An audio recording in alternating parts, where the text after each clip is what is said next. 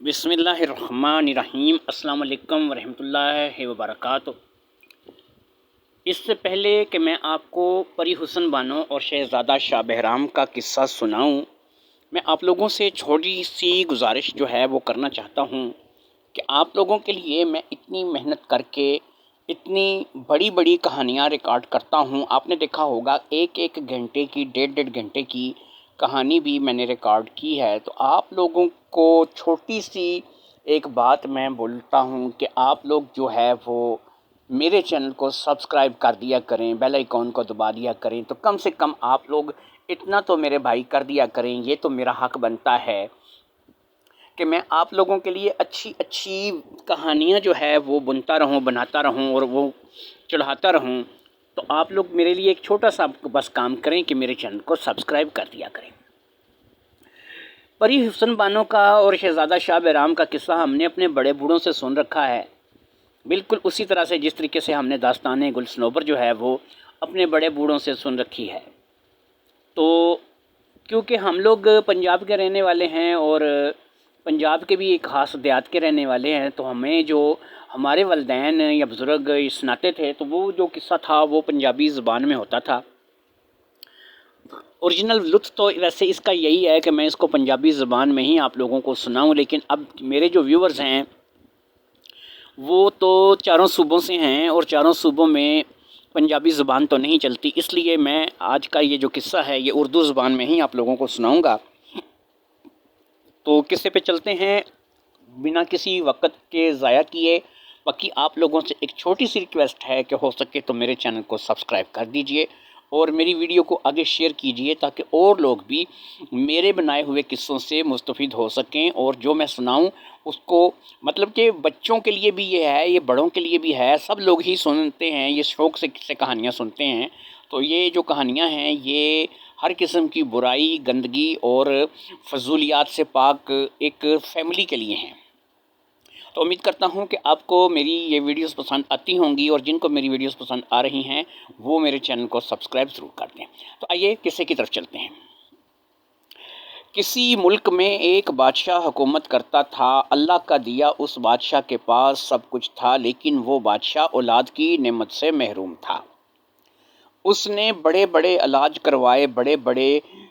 وظیفے کیے، بڑے بڑے چلے کیے، بڑے بڑے درگاہوں پر گیا، منتیں مانگیں، فقیروں پیروں سے بات کی، لیکن کوئی بھی اس کا جو حل ہے وہ اس چیز کا نہیں نکل رہا تھا، اور وہ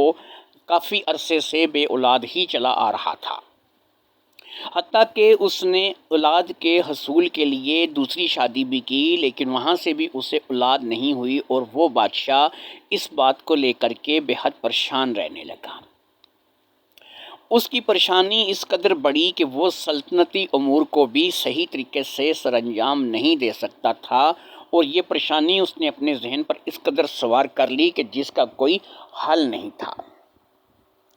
وقت گزرتا رہا اور بادشاہ کی پریشانی میں اضافہ ہوتا رہا۔ وہ رعایا جو اس بادشاہ کے دور میں خوشحال تھی، وہ رعایا جو اس بادشاہ کے دور میں ہر قسم کی خوف و ڈر سے پاک ایک صاف ستھری زندگی گزار رہی تھی، اب وہ رعایا بھی پریشان رہنے لگی، کیونکہ ان کا بادشاہ ہی خوش نہیں تھا تو رعایا کہاں سے خوش ہو سکتی تھی۔ اس بات کو لے کر کے بادشاہ پریشان تھا۔ ادھر دونوں رانیاں جو کہ بادشاہ کی بیویاں تھیں، وہ دونوں بھی اس بات کو لے کر کے پریشان تھیں کہ وہ بادشاہ کو کوئی بھی وارث نہیں دے سکیں۔ اللہ کی کرنی ایسی کہ دعا وغیرہ کرتے رہے، وقت گزرتا رہا۔ ایک دن جب کہ بادشاہ شکار پر کسی جنگل میں گیا ہوا تھا، تو وہاں پر بادشاہ نے دیکھا کہ ایک بزرگ آدمی ہے جو کہ زخمی ہے۔ بادشاہ نے دیکھا کہ وہ زخمی ہے اور اسے کسی جانور نے کچھ نقصان پہنچایا ہے، لیکن بہرحال اس کی جان ابھی باقی تھی، تو بادشاہ نے فٹافٹ سے اس بزرگ کو اپنے ساتھ لیا اور اس کو لے کر کے اپنے خیمے میں آ گیا۔ یہ کام اگرچہ بادشاہ کے سپاہیوں نے کیا تھا، لیکن حکم تو ظاہری بات ہے کہ بادشاہ نے خود ہی دیا تھا، اور وہ جب بادشاہ کے خیمے میں اس شخص کو لے کر کے آئے تو بادشاہ نے اپنے شاہی طبیبوں سے اس شخص کا علاج جو ہے وہ کروانا شروع کر دیا۔ جیسے جیسے شاہی طبیب اس شخص کا علاج کرتے رہے، ویسے ویسے اس کا زخم ٹھیک ہونے لگا۔ بادشاہ کو واپس اپنے سلطنت میں آنا تھا، لیکن اس شخص کی وجہ سے بادشاہ نے اپنے اس واپسی کو ختم کر دیا۔ اس نے کہا کہ جب تک یہ شخص ٹھیک نہیں ہو جائے گا میں یہاں سے باہر نہیں جاؤں گا، میں اس کو چھوڑ کر نہیں جاؤں گا، اور اگر یہ شخص صحت مند ہو گیا تو اس شخص کو کوشش کروں گا کہ میں اپنے ساتھ محل لے جاؤں، کیونکہ یہ ایک بارش بزرگ سا بندہ ہے، ہو سکتا ہے کہ یہ میرے لیے اچھا ثابت ہو، یا پھر اس شخص کے بارے میں پتہ کروں گا کہ یہ شخص ہے کہاں کا، اور اس شخص کو اس کے گھر جو ہے وہ بھجوا کر پھر ہی میں واپس اپنے محل اپنی سلطنت میں واپس لوٹوں گا۔ 2 سے 3 دن میں اس شخص کا زخم کافی اچھا ہو گیا۔ پھل فروٹ اور اچھی خوراک ملنے کی وجہ سے وہ شخص 2 سے 3 دن میں اس قابل ہو گیا کہ اب وہ چل پھر سکتا تھا۔ جب بادشاہ نے اس کی یہ کنڈیشن دیکھی تو بادشاہ نے اس سے پوچھا کہ اے بارش بزرگ، مجھے آپ یہ بتائیے کہ میں اب آپ کی مزید کیا خدمت کر سکتا ہوں؟ اگر آپ کہیں تو میں آپ کو اپنی سلطنت میں لے جاتا ہوں، آپ وہاں پر آرام سے رہیے اور اپنی باقی کی زندگی آپ میرے پاس گزار دیجئے، میں آپ کی ہر طرح سے خدمت کروں گا۔ اور اگر آپ کہیں جانا چاہتے ہیں، آپ کا گھر بار ہے اور آپ کے کوئی بچے یا کوئی آپ کا ہے، تو آپ کو میں وہاں پر اپنے سپاہیوں کے ذریعے سے لے جاتا ہوں اور وہاں پر آپ کو پہنچا آتا ہوں۔ اب وہ جو درویش تھا اس نے کہا کہ نہیں بادشاہ، میں تمہارے ساتھ تو خیر نہیں جاؤں گا، میرا اپنا گھر بار اپنے لوگ موجود ہیں، میں وہاں جاؤں گا، لیکن میں تمہیں اس بات کی دعا دیتا ہوں کہ جس طرح تم نے میری یہاں پر مدد کی ہے، اللہ تمہاری بھی مدد کرے اور تمہاری سب سے بڑی دلی خواہش جو ہے اسے اللہ پورا کرے۔ وہ بادشاہ کو دلوا دے کر کے وہاں سے رخصت ہو گیا۔ درویش کے چلے جانے کے بعد بادشاہ کو ایک روحانی سکون سا محسوس ہوا، اس کے دل میں ایک عجیب سا اطمینان محسوس ہوا۔ اس روز جب بادشاہ شکار سے واپس اپنے محل لوٹا تو بادشاہ کافی خوش تھا۔ دونوں رانیوں نے خوشی کی وجہ پوچھی تو بادشاہ نے بتایا کہ میں خوش اس لیے ہوں کہ مجھے ایک درویش نے دعا دی ہے کہ اللہ تمہاری دلی مراد پوری کرے، اور میں اس بات کو لے کر کے بہت ہی زیادہ خوش ہوں، کیونکہ مجھے ایسا سکون ملا ہے اس دعا کے بعد کہ مجھے ایسا لگتا ہے کہ اللہ رب العزت جو ہے اب بہت جلد میری بات سن لے گا، اور اللہ پاک مجھے ایک چاند سا بیٹا جو ہے وہ عنایت کرے گا جو کہ میرا کل کو وارث ہوگا۔ اس واقعے کے گزر جانے کے چند دن بعد ہی اللہ رب العزت نے واقعہ ہی بادشاہ کی سن لی، اور شاید اس بزرگ کی دعا جو تھی وہ رنگ لے آئی اور بادشاہ کی دلی خواہش کو پورا ہونے کا وقت آ گیا، اور بادشاہ کی دلی خواہش جو تھی وہ ایک بہت ہی نیک سیرت اور خوبصورت شہزادے کی تھی۔ اللہ رب العزت نے جو پہلی رانی تھی اس کی کوکھ میں ایک ایسا بچہ ڈال دیا کہ جو بادشاہ کے لیے کل کو تخت کا وارث قرار پا سکتا تھا، ہو سکتا تھا۔ دوسری رانی بھی نیک سیرت اور اچھی رانی تھی، اس لیے اسے اس چیز کی بالکل بھی کوئی دکھ نہ ہوا کہ بھئی میں پریگننٹ نہیں ہوئی یا میں بچے کی ماں نہیں بنی تو میری سوتن جو ہے وہ بچے کی ماں بن رہی ہے۔ وہ دونوں ہی مل جل کر رہتی تھیں اور کبھی بھی انہوں نے ایک دوسرے کی سوتن نہیں سمجھا تھا، ان دونوں کا سلوک بالکل بہنوں جیسا تھا۔ تو اللہ رب العزت نے کیا کیا کہ اب وقت کے ساتھ ساتھ جو بڑی رانی تھی اس کو اللہ تعالیٰ کی ذات نے اب اس معاملات پہ چلانا شروع کر دیا۔ اس کے معاملات ایسے ہونے لگے کہ بڑی ہی دیکھ بھال کے ساتھ اب اللہ تعالیٰ نے اس کو جو اولاد ہے اس کی نعمت سے نوازنے کا پورا ارادہ کر لیا۔ وقت گزرا اور اللہ رب العزت نے سنی، اور اس بڑی رانی کے ہاں ایک بیٹا پیدا ہوا جو کہ دکھنے میں چاند کا ٹکڑا لگتا تھا، اور واقعی وہ شہزادہ بے حد حسین تھا۔ اس قدر حسین شہزادہ آج تک، یا اس قدر حسین انسان آج تک بادشاہ یا رانی نے یا پھر دوسری رانی نے یا پھر سلطنت کے لوگوں نے بھی آج تک نہیں دیکھا تھا۔ یہاں پر میں آپ کو یہ بتاتا چلوں کہ شہزادے کو دیکھنے کے لیے دور دور سے لوگ آنے لگے، کیونکہ شہزادے کے حسن کا چرچا دیکھتے ہی دیکھتے ہر جگہ پھیل گیا، حتیٰ کہ ارد گرد کی جو دیگر ریاستیں تھیں وہاں سے بھی لوگ شہزادے کو دیکھنے کے لیے آنے لگے۔ شہزادہ بے حد حسین تھا اور اس کے حسن میں واقعی کسی قسم کی کوئی کمی نہیں تھی۔ اسے چاند کا ٹکڑا کہا جائے تو وہ بے جانا ہوگا، بلکہ چاند بھی اس کے سامنے مان پڑ جاتا۔ اتنا حسین شہزادہ کہ اس کی شہرت جو ہے وہ ملکوں گھومنے لگی، اور اس کی شہرت اس قدر پھیلی کہ وہ شہرت وہاں پر انسانوں سے نکل کر کے پرستان، اور پرستان سے نکل کر کے کوہ کاف تک پہنچ گئی۔ حتیٰ کہ کوہ کاف کے جنات اور پریاں جو ہیں وہ بھی اس شہزادے کے بارے میں بات کرنے لگے کہ ایک شہزادہ کسی ملک میں ایسا پیدا ہوا ہے کہ جس کے حسن کی کوئی مثال نہیں ملتی، اور وہ اس قدر حسین شہزادہ ہے کہ اگر اس کو کوئی ایک دفعہ ہم میں سے پری بھی دیکھ لے تو وہ پری بھی اس پر عاشق ہو جائے۔ تو اس طریقے سے اس شہزادے کے حسن کے چرچے ہر جگہ پر پھیل گئے، حتیٰ کہ پرستان اور کوکاف بھی اس بات سے محفوظ نہیں رہ سکا۔ آپ کو بتاتا چلوں کہ انہی میں ایک ایسا شہر تھا کہ جو صرف دیو زاد کے لیے آباد تھا۔ وہاں پر بڑے بڑے دیو رہتے تھے، وہاں پر بڑے بڑے محل تھے، وہاں پر بڑی بڑی جنگل تھے، بڑے بڑے بیابان تھے، اور وہاں پر بسیرا تھا ایک ایسے دیو کا کہ جو انتہائی حسن پرست تھا۔ اس دیو کو حسین چیزیں بے حد پسند تھیں، اور اس کو ہر وہ چیز کہ جو دنیا کی نرالی ترین حسین چیز ہوتی تھی، اس کو بس اس دیو کی ضد ہوتی تھی کہ میں نے وہ چیز حاصل کرنی ہے کہ جو دنیا کی سب سے زیادہ حسین اور نرالی چیزیں ہوتی تھیں۔ اس دیووں کے شہر کو شہر نوراں کہتے تھے، یعنی نور سے نوراں کہتے تھے۔ شہر نوراں کا وہ بادشاہ تھا اور اس کا نام بگا تھا۔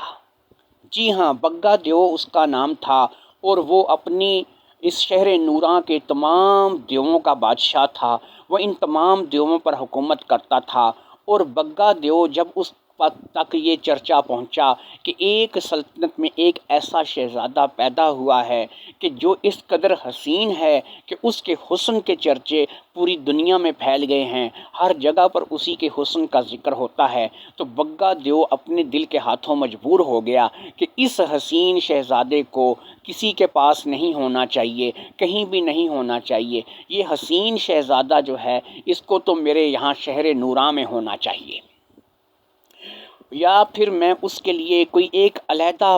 محل بناؤں، ایک علیحدہ ایسی جگہ بناؤں کہ جو اس کے حسن اور اس کی خوبصورتی کے مطابق خوبصورت ہو۔ لہٰذا اس نے اس کو ایک اور جگہ جس کا نام گلستان اس نے رکھا ہوا تھا، اور جہاں پر اس کا ایک بہت بڑا محل تھا، وہاں پر اس شہزادے کو بگا دیو نے رکھنے کا فیصلہ کر لیا۔ بگا دیو اس چیز کا ارادہ کر چکا تھا کہ میں اب اس شہزادے کو وہاں پر نہیں رہنے دوں گا، بلکہ اس کو جب بھی مجھے موقع ملے گا میں اس کو اٹھا کر لے آؤں گا۔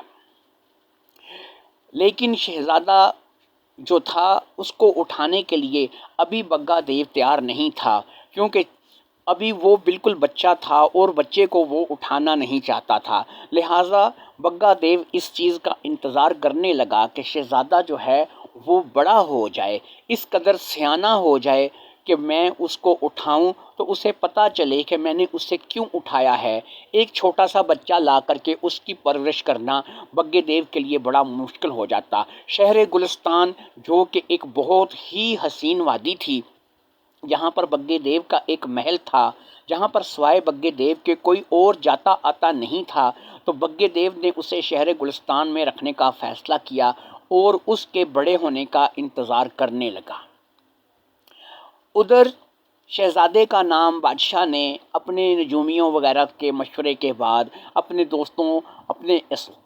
لوگوں کے مشورے کے بعد شاہ بہرام رکھا، اور شاہ بہرام جو تھا وہ بادشاہ کی صحبت میں اپنے محل میں پل بڑھ کے بڑا ہونے لگا۔ بادشاہوں کے بچے ویسے تو پلتے ہی یعنی کہ جمتے ہی کہتے ہیں پیدا ہوتے ہی جوان ہوتے ہیں، کیونکہ ان کی خوراک بہت اچھی ہوتی ہے، ان کی دیکھ بھال بہت اچھی ہوتی ہے، تو اس لیے ان کو قد کاٹ نکالنے میں، ان کو جو ہے ان معاملات میں زیادہ ٹائم نہیں لگتا۔ یہی چیز شاہ بہرام کے ساتھ بھی ہوئی۔ دیکھتے ہی دیکھتے سال بیتنے لگے، مہینے بیتنے لگے، اور شاہ بہرام جو ہے وہ ایک خوبرو شہزادے کے روپ میں بڑا ہوتا چلا گیا۔ ایک بات اور یہاں پر یہ ہوئی کہ جیسے جیسے شاہ بہرام بڑا ہوتا چلا گیا، اس کے حسن و جمال میں بھی مزید اضافہ ہوتا چلا گیا۔ بچپن میں وہ نسبتاً کم حسین تھا، تو جیسے جیسے وہ بڑا ہوتا گیا وہ مزید اور زیادہ حسین ہوتا چلا گیا، اور اس کا حسن جو ہے، اس کے چرچے اب دور دور تک اور زیادہ پھیلنے لگے۔ ہر کوئی شاہ بہرام کو دیکھتا اور اس پر رشک کرتا کہ اللہ رب العزت نے شاہ بہرام کو ایک لازوال حسن دیا تھا۔ وقت گزرتا رہا اور شاہ بہرام 14 برس کا ہو گیا۔ 14 برس کی عمر میں شاہ بہرام نہ صرف کہ اچھا خاصا سیانہ تھا، بلکہ وہ اپنے شاہی امور کو بھی بڑی اچھی طرح سے سمجھ چکا تھا۔ شاہ بہرام ایک نیک دل شہزادہ تھا، اپنے باپ کی ہی طرح اپنی رعایا کا پورا خیال رکھتا تھا۔ اسی طرح جب شاہ بہرام 14 سال کا ہو گیا تو اس نے ایک دن اپنے باغ کا رون لگایا۔ وہ اپنے باغ میں گھوم رہا تھا، اور اس کے باغ میں گھومتے گھومتے جو ہے وہ اپنے لوگوں سے مل رہا تھا، بات چیت کر رہا تھا، اپنی رعایا کے لوگوں کی خیر خیریت کو پوچھ رہا تھا، جس کو دیکھ کر کے رعایا کے جو لوگ تھے وہ بھی بے حد خوش تھے کہ بادشاہ جو ہے وہ ان کا خیال رکھتا ہی تھا، اور اب بادشاہ کا بیٹا بھی ان کا بے حد خیال رکھتا ہے۔ یہی وقت تھا کہ جب آسمان پر بگا دیو شہزادے شاہ بہرام کو دیکھ رہا تھا۔ اس نے شہزادے شاہ بہرام کو دیکھا اور پھر دیکھتا رہ گیا۔ آج تک کوئی انسان بگے دیو نے شہزادے شاہ بہرام سے زیادہ حسین نہیں دیکھا تھا۔ اب بگے دیو کو لوگوں کی کہی سنی باتوں پر یقین ہو چکا، اور اس نے اس چیز کا مکمل ارادہ کر لیا کہ وہ شاہ بہرام کو یہاں پر نہیں رہنے دے گا، اور جیسے ہی اسے موقع ملے گا وہ شاہ بہرام کو لے کر کے یہاں سے چلا جائے گا۔ لیکن شاہ بہرام کو لے کر جانا اس قدر بھی زیادہ آسان نہیں تھا۔ وہ شاہ بہرام کو لے کر ایسے جانا چاہتا تھا کہ شاہ بہرام بھی اپنی رضامندی سے آئے۔ وہ اگر دیو کے روپ میں اس کے سامنے جاتا اور جا کر کے اس کو اٹھا کر بھاگتا تو ظاہری بات ہے اس کا پیچھا کیا جاتا، یا پھر اس کو ڈھونڈا جاتا، یا تلاش کیا جاتا، یا اس قسم کے معاملات ہوتے۔ لیکن یہ سب کچھ کرنے سے پہلے ہی وہ چاہتا تھا کہ میں کچھ ایسا کروں کہ یہ بڑی ہی آسانی سے خود اپنی مرضی سے میرے ساتھ چلا جائے، اور اگر میرا کوئی پیچھا کرے بھی تو اس وقت تک میں ہزاروں میل دور نکل چکا ہوں گا۔ میں ویسے بھی ایک دیو ہوں، تو کوئی انسان میرا پیچھا کیسے کر سکتا ہے؟ تو ان تمام باتوں کو سوچ کر وہ اپنے ذہن میں کوئی ایسا پلان بنانے لگا کہ جس میں وہ آسانی کے ساتھ شاہ بہرام کو یہاں سے لے کر کے چلا جائے، اور شاہ بہرام کے لوگوں کو اس وقت پتہ چلے جب تک وہ شاہ بہرام کو لے کر کے یہاں سے بہت دور چلا جا چکا ہو۔ اسی بات کو سوچ کر کے بگے دیو نے ایک ذہن میں پلان بنا لیا اور وہاں سے رخصت ہو گیا۔ جب سے وہ شاہ بہرام کو دیکھ کر کے آیا تھا اس کا دل نہیں لگ رہا تھا۔ وہ چاہتا تھا کہ وہ شاہ بہرام کے ہمیشہ پاس رہے، اور شاہ بہرام بھی ہمیشہ اس کے پاس رہے، اور وہ شاہ بہرام کو بس اپنے سامنے بٹھا کر دیکھتا رہے۔ قدرت کا یہ حسین شاہکار اسے بہت ہی زیادہ پسند آیا تھا۔ اس نے آج تک کوئی جن، بھوت، چڑیل، پری یا پھر کوئی اور مخلوق اس قدر زیادہ خوبصورت نہیں دیکھی تھی کہ جو شاہ بہرام جیسی خوبصورت ہو۔ تو وہ شاہ بہرام کو حاصل کرنے کا مکمل ارادہ کر چکا تھا، اور اس ارادے کو اس نے کس طرح سے سر انجام دینا تھا اس کا منصوبہ وہ اپنے من ہی من میں بنا چکا تھا۔ ادھر شاہ بہرام جب 14 برس کا ہوا تو ایک دن شاہ بہرام نے اپنے والد سے کہا کہ بادشاہ سلامت ابا حضور، میں شکار کے لیے قریبی جنگل میں جانا چاہتا ہوں۔ تو بادشاہ نے کہا کہ بیٹا جی، ابھی آپ کی عمر صرف 14 سال ہے، اور 14 سال کی عمر میں آپ جو ہے وہ جنگل میں جا کر کے کیا کرنا چاہتے ہو؟ ابھی آپ شکار کے لیے بہت چھوٹے ہو، آپ کسی بھی چیز کا شکار نہیں کر سکتے۔ جنگل میں درندے بھی ہیں اور خطرناک جانور بھی ہیں، اس لیے آپ جو ہے بہتر یہی ہے کہ گھر میں بیٹھو، اور جب تک آپ کو شکار کا تجربہ نہ ہو جائے، شکار کرنے کی پوری آپ کو علم نہ آ جائے، تو آپ جو ہے یہ شکار کے لیے مت جاؤ۔ تو اب شاہ بہرام نے کہا کہ اگر میں جنگل میں جاؤں گا نہیں، میں جنگل کے جانوروں کا شکار کرنے کا کوشش یا ارادہ نہیں کروں گا، یا میں کوشش ہی گھر میں بیٹھا رہوں گا، نہیں کروں گا کوشش، تو مجھے یہ بتائیں کہ مجھے شکار کھیلنا کیسے آئے گا؟ آپ نے مجھے تلوار چلانا، تیر چلانا، نیزہ وغیرہ چلانا، یہ چیزوں سب کی تربیت تو دی ہے، تو لیکن یہ ہے کہ اب ان کو آزمانے کا جو وقت ہے وہ بھی تو مجھے آزمانا تو ان کو پڑے گا نا، کہ میں جاؤں کسی جنگل میں جا کر کے کسی ہرن کا شکار کروں، کسی اور جانور کا شکار کروں، اور میں پھر اس کے پیچھے بھاگوں اور اپنی صلاحیت کو مکمل طور پر آزماؤں، تو یہ چیزیں تو اب مجھے سیکھنی کرنی پڑیں گی نا۔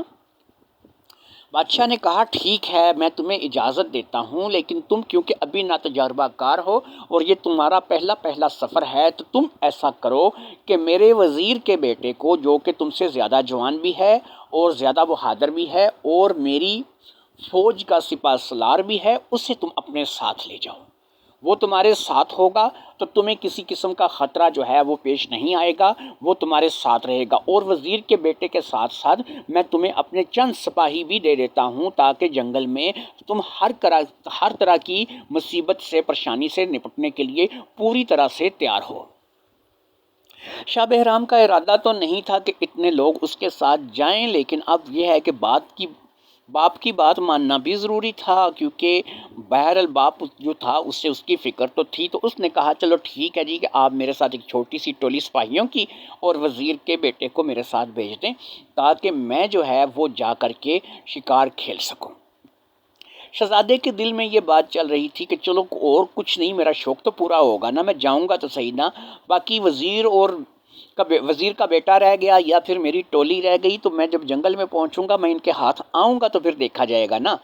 میں کوشش کروں گا کہ میں ان سے الگ تھلگ رہ کے اپنا ہی شکار کھیلوں اور اپنی ہی مستی میں مگن رہوں، اور ہاں اگر مجھے ان کی ضرورت پڑ ہی گئی تو چلو یہ وہیں جنگل میں قریب ہی کہیں میرے پاس ہوں گے، یہ میرے ساتھ رابطہ کر لیں گے۔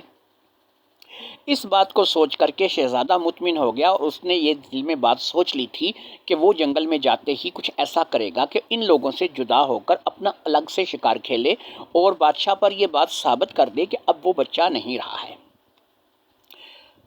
بادشاہ کی ایک چھوٹی سی سپاہیوں کی ٹولی اور وزیر کا بیٹا اب شہزادے شاہ بہرام کے ہمراہ ہو گیا، اور اگلے ہی دن شہزادہ شاہ بہرام قریبی جنگل میں شکار کے لیے نکل گیا۔ جنگل بے حد گھنا اور خطرناک تھا، یہاں پر درندے بھی تھے اور ہر قسم کے جانور بھی تھے، یہاں پر زہریلے جانوروں کی بھی بہتات تھی، اس لیے سب لوگ اس جنگل میں انتہائی احتیاط کے ساتھ چلتے ہوئے اپنے اپنے شکار کو تلاش کر رہے تھے۔ ایسے میں اب شہزادہ شاہ بہرام اپنے منصوبے کو عملی جامہ پہنانے کے لیے تیار تھا، اور اس کے ذہن میں ایک ہی بات چل رہی تھی کہ مجھے کسی نہ کسی طریقے سے اس ٹولی سے جدا ہونا ہے۔ اب وہ اس ٹولی سے جدا ہونا چاہتا تھا، تو اس نے کیا کیا کہ اپنے گھوڑے کو ایڑ لگائی اور اپنے گھوڑے کو ذرا تیزی سے بھگانے لگا۔ وزیر کے بیٹے نے کہا کہ شہزادہ حضور، آپ اپنے گھوڑے کو آہستہ رکھیں تاکہ ہم آپ کے ساتھ رہیں۔ لیکن شہزادہ حضور کو دیوانی ہوتی ہے، وہ کہاں سننے والے تھے جناب۔ شہزادہ حضور تو کبھی جنگل میں کسی راستے پہ گھس جائیں، کبھی کسی راستے پہ گھس جائیں، چلتے چلتے وہ اپنے سپاہیوں اور وزیر کے بیٹے کی نظر سے آخرکار اوجھل ہو ہی گیا۔ اس اوجھل ہونے میں اسے بڑا مزہ آ رہا تھا۔ ادھر وزیر کا بیٹا اور باقی سپاہی اسے ڈھونڈتے پھر رہے تھے، اور وہ جنگل میں ایسا کھویا تھا کہ ایسا لگتا تھا کہ جیسے وہ بھول بھلیوں میں کھو گیا ہو۔ وہ شہزادے کو آوازیں دینے، پکارنے لگے اور اس کے پیچھے مختلف سمتوں میں اپنے گھوڑے دوڑانے لگے، لیکن اتنی دیر تک شہزادہ ان سے کافی دور آ چکا تھا، اور پھر کرتے شہزادہ اس جنگل سے باہر نکل گیا دوسری طرف سے، یعنی کہ جس طرف سے وہ آیا تھا اس طرف سے وہ دوسری طرف سے باہر نکل گیا۔ جب وہ دوسری طرف سے باہر نکلا تو شہزادے نے دیکھا کہ ایک بہت بڑا میدان ہے، بہت بڑی زمین ہے، دور دور تک کوئی انسان نظر نہیں آتا، نہ کوئی چرند، نہ کوئی پرند، نہ کوئی پانی، نہ کوئی چیز، اور اب شہزادے کا بھوک اور پیاس دونوں سے ہی برا حال تھا۔ تو ایسے میں شہزادہ کسی چشمے، کسی پانی کی تلاش میں ادھر ادھر بھٹکنے لگا، لیکن شہزادے کو ایسی چیز نہ ہی کوئی ملنی تھی اور نہ ہی ملی۔ وہ تو ایک چٹیل میدان تھا، دور دور تک میدان ہی میدان تھا، اس میں تو کوئی ایسی چیز شہزادے کو نظر نہیں آ رہی تھی۔ اب شہزادے نے دیکھا کہ اس میدان کے بیچوں بیچ ایک بہت حسین، بہت خوبصورت سفید رنگ کا گھوڑا کھڑا ہے۔ ایک ایسا سفید رنگ کا بہت ہی حسین گھوڑا کہ جیسا گھوڑا آج تک شہزادے نے نہیں دیکھا تھا۔ شہزادہ جس گھوڑے پر خود سوار تھا وہ گھوڑا بھی بڑا ہی بہترین تھا، لیکن اس گھوڑے کے مقابلے میں شہزادے کا گھوڑا تو کچھ بھی نہیں تھا۔ اب شہزادے نے کیا کیا کہ اس گھوڑے کے پاس اپنا گھوڑا لے کر کے پہنچ گیا، اپنے گھوڑے سے نیچے اترا اور اس گھوڑے کے پاس چلا گیا۔ شہزادے نے ڈرتے ڈرتے اس گھوڑے کے جسم پر اپنا ہاتھ پھیرنا شروع کیا تو دیکھا شہزادے نے کہ اس گھوڑے نے شہزادے کو کچھ بھی نہیں کہا، بلکہ وہ گھوڑا کافی اچھا محسوس کرنے لگا، اور اس کی